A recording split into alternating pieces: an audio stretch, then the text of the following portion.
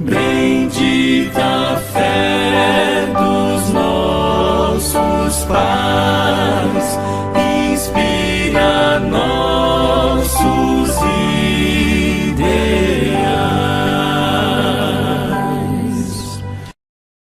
Senhora White, precisamos tirar algumas dúvidas com a senhora sobre quem é o Espírito Santo. Existe muita confusão sobre esse assunto, e desde já, agradeço pelas respostas. O que Deus deseja que conheçamos a seu respeito, está revelado em sua palavra. Senhora White, quantos companheiros o Pai tinha na criação? O soberano do universo não estava só, em sua obra de beneficência. Tinha um companheiro. Um cooperador que poderia apreciar seus propósitos, e participar de sua alegria ao dar felicidade aos seres criados. Senhora White, quem era esse único companheiro do Pai? Cristo, o Verbo, o unigênito de Deus, o único ser que poderia penetrar em todos os conselhos e propósitos de Deus. Senhora White, então não eram três que estavam presentes na criação? O Pai e o Filho, eles eram dois. Mas muito perto de serem idênticos, dois em individualidade, mas um em espírito, coração e caráter.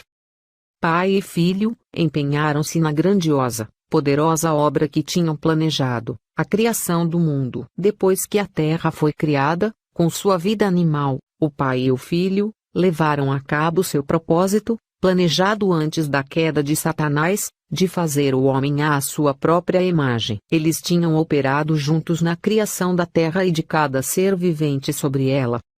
Se não eram três pessoas, para quem o Pai disse, façamos, na criação?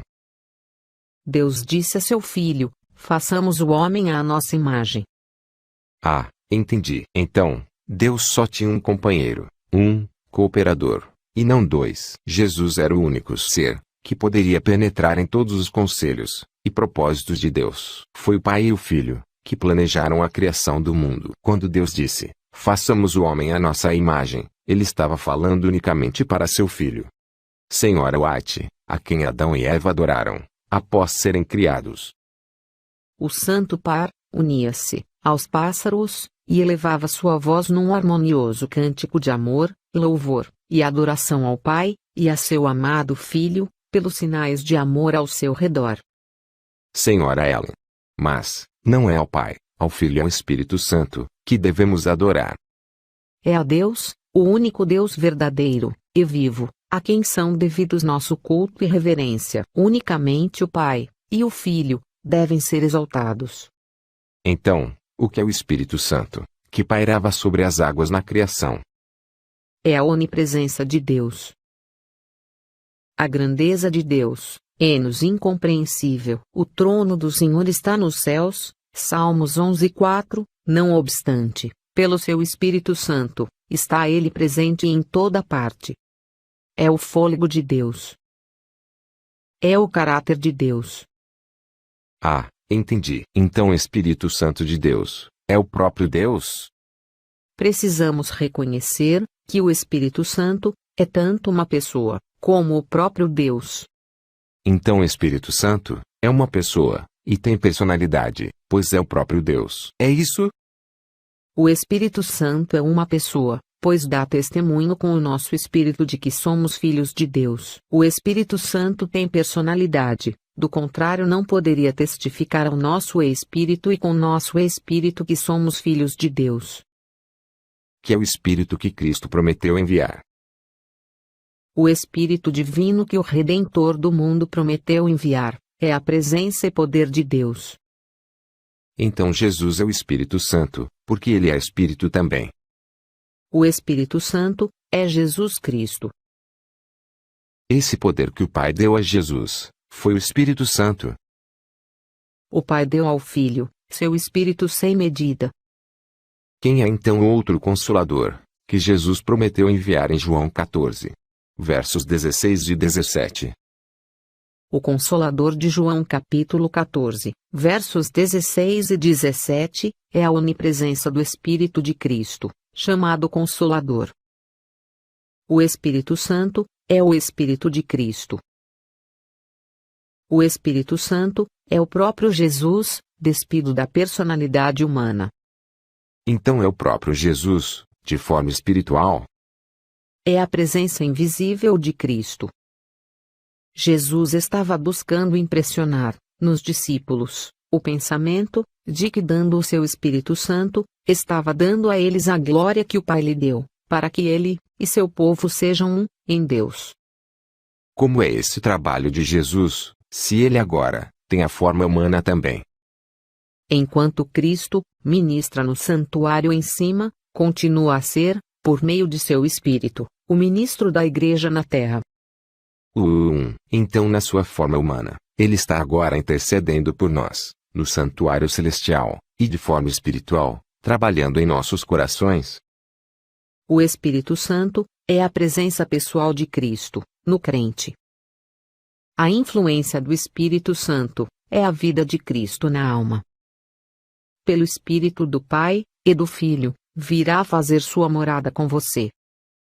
Senhora White, então aquele Espírito que intercede por nós em Romanos 8:26, é o próprio Cristo, pois a Bíblia diz em 2 Timóteo 2:5, que só existe um intercessor, que é Cristo. É isso mesmo?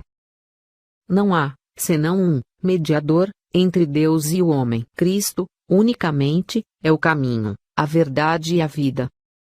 Ele, Cristo, o portador dos pecados do mundo, é o nosso único mediador, de reconciliação com um Deus Santo.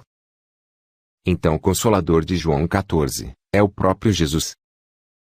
O Salvador, é o nosso Consolador. Isto eu tenho provado que ele é. Não há Consolador como Cristo, tão terno, e tão verdadeiro. Jesus nosso Consolador, que revelação maravilhosa! Essa é uma expressão raramente usada hoje, pois os pastores ensinam que o Consolador é outra pessoa. É perigoso acreditar diferente disso, porque Jesus é o único que foi tentado e provado como nós fomos, e venceu. Que consolação você recebe de alguém que não se tornou carne, não foi tentado como nós em todos os pontos como nós somos, que não está apto para socorrer, quando somos tentados? Ellen White, preciso te fazer mais uma pergunta, sobre essa questão. Por que a igreja está fraca hoje? Porque nós estamos definhando, e as coisas não estão como deveria estar.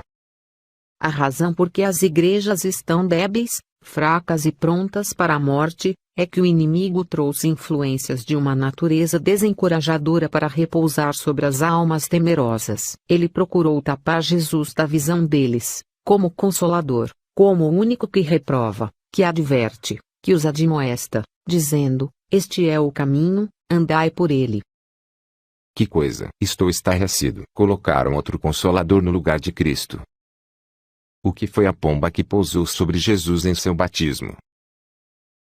Depois de Cristo ser batizado, curvou-se nas margens do Jordão, e nunca dantes ouvira o céu, tal oração, como a que saiu de seus lábios divinos. A glória de Deus, em forma de uma pomba de ouro polido, pousou por sobre ele e, da infinita glória, foram ouvidas estas palavras: este é o meu Filho amado, em quem me comprazo. Que coisa! Então não foi um terceiro Deus, que pousou sobre Jesus, mas sua glória. Diretamente do trono, são enviados os raios de sua glória. Abrem-se os céus, e sobre a cabeça do Salvador, desce a forma de uma pomba, da mais pura luz, fiel emblema dele, o manso e humilde. Se o Espírito Santo é o próprio Cristo, de forma espiritual, então quem são o trio celestial, que você fala, não são três deuses? O povo de Deus tem um só Deus, e um Salvador, e um só Espírito. O Espírito de Cristo é o de trazer a unidade em suas fileiras. Senhora White, quantos tronos existem no céu, e quem estão assentados nesses tronos? Vi um trono, e assentados nele estavam o Pai e o Filho. Contemplei o semblante de Jesus e admirei sua adorável pessoa. Não pude contemplar a pessoa do Pai, pois uma nuvem de gloriosa luz o cobria. Perguntei a Jesus se seu Pai tinha uma forma como ele. Ele disse que tinha, mas eu não poderia contemplá-lo, pois disse que, se uma vez contemplares a glória de sua pessoa, deixarás de existir.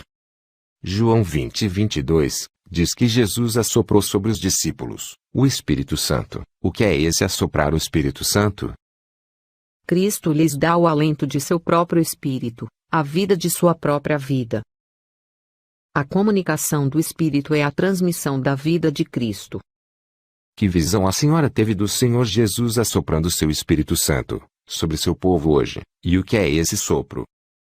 Os que se levantaram com Jesus, enviavam sua fé a Ele no Santíssimo, e oravam: Meu Pai, dá-nos o teu Espírito. Então Jesus assoprava sobre eles o Espírito Santo. Neste sopro, havia luz, poder e muito amor, alegria e paz.